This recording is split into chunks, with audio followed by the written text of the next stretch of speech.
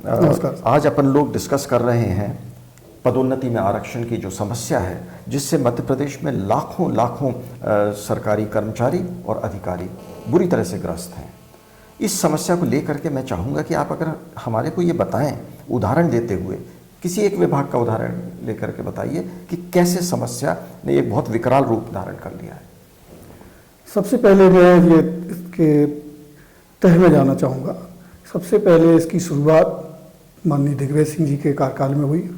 उनके कार्यकाल में कुछ आईएएस लोगों ने उनको घेरा हुआ था और उन्होंने इस तरह के नियम बनाए जो कि एक तरफा थे। जिन नियमों उनको मालूम था कि यदि ये नियम लागू होंगे, यदि वो परिपत्र एक धोखाधड़ी से परिपत्र जारी किया गया, जिससे उन्हें ये मालूम था कि यदि ये परिपत्र लागू कर दिया जाएगा तो आगे चल के सभी अधिकांश विभागों में जो ऊपर के जो भी पद हैं, क्लास 1 के पद हैं, सुपर क्लास 1 के पद हैं, एचओडी के पद हैं, ये 100% केवल और केवल अनुसूचित जाति और जनजाति वर्ग को जाएंगे। मैं बीच में एक सवाल पूछना चाह रहा था। आपने कहा धोखाधड़ी से एक परिपत्र जारी हुआ, क्या आप मुझे समझा पाएंगे धोखाधड़ी कहाँ हुई? ये धोखाधड़ी वहाँ से शुरू हुई जब 2002 के जो मध्य प्रदेश पदोन्नति नियम जो बनाए गए, उनकी व्याख्या के लिए एक काला सर्कुलर जारी किया गया। उस सर्कुलर को हम लोग काला सर्कुलर बोलते हैं। उस सर्कुलर में 2-3 बातें इस तरह की डाली गई। एक तो परिणामी वरिष्ठता की बात डाल दी गई कि जो पहले प्रमोशन पा गया वो हमेशा के लिए वरिष्ठ हो गया और वो आगे सभी पदों पर जाएगा। उसका परिणाम ये हुआ, उस परिणामी वरिष्ठता का, जिसको कंसिक्वेंस सीनियरिटी बोलते हैं, कि हर विभाग में आज 100% की स्थिति हो गई है कि केवल अनुसूचित जाति और जनजाति वर्ग के अधिकारी ही काबिज हो गए हैं और जो सामान्य वर्ग है, पिछड़ा वर्ग है, अल्पसंख्यक वर्ग है, ये प्रताड़ित हो गया और ये जिस पद पर सर्विस में आए थे आज उसी पद पर रिटायर हो रहे हैं, जिससे कि उनके अंदर बहुत कुंठा हो रही है, जिससे बहुत अवसादग्रस्त हो रहे हैं और इसका परिणाम देश के प्रदेश के विकास पर भी हो रहा है। तो जैसा कि आपने ये बताया कि जो रिजर्वेशन की प्रक्रिया शुरू हुई, तो अगर किसी को इसका रिजर्वेशन का प्रोविजन को इस्तेमाल करते हुए एक बार जंप मिल गया तो वो हमेशा के लिए सीनियर हो गया। हाँ। और बाकी लोग पीछे हो गए उससे। जी, यही हुआ कि जो कंसिक्वेंस सीनियरिटी जो दी गई तो उसमें जो मूल जो वरिष्ठता थी जब सर्विस में आए थे वो वरिष्ठता फिर मेंटेन नहीं रही। इससे ये हो गया कि जो एक बार वरिष्ठ हो गया तो वह अपने रिजर्व के पोस्ट पे तो गए ही गए, उसके अलावा शेष जो बचे पद थे जो सामान्य वर्ग के लिए थे, पिछड़े वर्ग के लिए थे, अल्पसंख्यक वर्ग के लिए बचे थे, उन सब पदों पे भी वह हो गए। इसका परिणाम आज ये है। आज आप पशु चिकित्सा डिपार्टमेंट में देख लीजिए, ऊपर के जितने भी जॉइंट डायरेक्टर हैं 100% आज केवल अनुसूचित जाति जनजाति वर्ग से हैं। डायरेक्टर हैं तो वह भी अनुसूचित जनजाति वर्ग से हैं। यदि देखा जाए, यदि उनकी रैंक देखी जाए, वह जो है जब सर्विस में आए थे, जब उन्होंने पीएससी जो दी थी उसमें वो सबसे लास्ट की पायदान पे थे और उसके बाद स्थिति आज ये हो गई है कि जो लास्ट की पायदान पे थे वह व्यक्ति आज एचओडी बने हुए हैं, पिछले 7 साल से बने हुए हैं और आगे 3 साल तक और रहेंगे।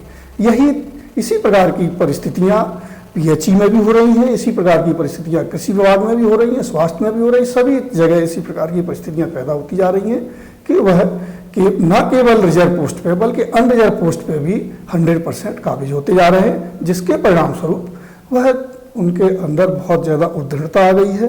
बहुत ज़्यादा लोगों को प्रताड़ित कर रहे हैं, लोगों की सीआर खराब कर रहे हैं, लोगों को स्थानांतरित करवा रहे हैं, लोगों के खिलाफ एट्रोसिटी एक्ट का भी इस्तेमाल करवा के क्रश किया जा रहा है। और इन नियमों के लिए हमारी जो सरकार है, हमारे जो माननीय मुख्यमंत्री जी हैं, वो भी इन नियमों को प्रोटेक्ट कर रहे हैं, जबकि उन्हें मालूम है कि यदि ये नियम को प्रोटेक्ट वो करेंगे तो आगे चल के सामान्य, पिछड़ा वर्ग और अल्पसंख्यक वर्ग अब ढूंढे नहीं मिलेगा ऊपर के पदों पे, चाहे आप क्लास 1 की बात करो, चाहे सुपर क्लास 1 की बात करो या एचओडी की, ये सब जगह विलुप्त प्राय हो जाएंगे।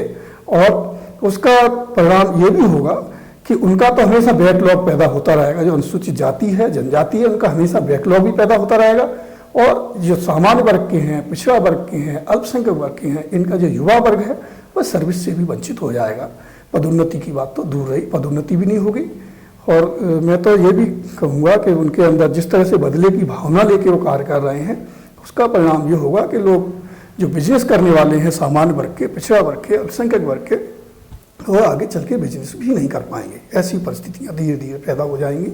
आज इसका ताज़ा उदाहरण हम देख ही रहे हैं कि माननीय श्री रमेश थिरटे जी ने अभी जुलानिया साहब के खिलाफ जिस तरह से FIR दर्ज कराने की कोशिश की है, कि आप ये बताइए कि एक IAS अधिकारी, सीनियर IAS अधिकारी, क्या वह दलित है? वह कैसे, क्या दलित की परिभाषा ही बदल गई है आज? कि दलित व्यक्ति तो वो होता है जो शोषित होता है, पीड़ित होता है या निचले वर्ग का होता है। सवाल उठता है कि जैसे कहीं कोई भ्रष्टाचार का मुद्दा या घूस लेने का मुद्दा और किसी पे शिकायत हो और कोई पकड़ा जाए, तो क्या वो ये कह के बचना चाहेगा कि मैं दलित हूं इसलिए मुझे फंसाया जा रहा है? यही हो रहा है आज के टाइम पर, यही हो रहा है कि जो लोग दलित हैं या किसी उसमें फंसते हैं तो वो इस बात का एक आड़ लेना चाहते हैं, एट्रोसिटी एक्ट की आड़ लेना चाहते हैं। एक सवाल उठ रहा है, मध्य प्रदेश में जैसा आपने देख रहे हैं कि एक तरफा SC और ST के और जो रिजर्व कैटेगरीज हैं उनके लिए सारी पहल एक तरफा हो रही है सरकार के द्वारा, चाहे वो पिछला दिग्विजय सिंह की सरकार थी, कांग्रेस का शासन था, या लगातार बीजेपी का शासन पिछले 2003 से जो चला आ रहा है। तो इसमें जो SC ST वर्ग है उसने तो अपने को प्रोटेक्ट करने के लिए एक संस्था बना ली जिसको अजाक्स कहते हैं, अनुसूचित जाति जनजाति कल्याण के लिए जो उन्होंने है। तो जो ये इतना बड़ा वर्ग, एक अगर प्रोपोर्शन की बात करें तो इस सरकारी महकमे में अगर परसेंटेज में डिवाइड करें तो सामान्य, पिछड़ा और अल्पसंख्यक ये कितने परसेंट एम्प्लॉयज़ होंगे? ये लगभग 65%, 65-70 के करीब होंगे। तो इनके इंटरेस्ट्स को प्रोटेक्ट करने के लिए क्या पहल की जा रही है? इसके इंटरेस्ट को प्रोटेक्ट करने के लिए हम लोगों के द्वारा सपाक्स का गठन किया गया है, जो कि सामान्य, पिछड़ा एवं अल्पसंख्यक वर्ग कर्मचारी संस्था है, जो कि इनके लिए लड़ रही है।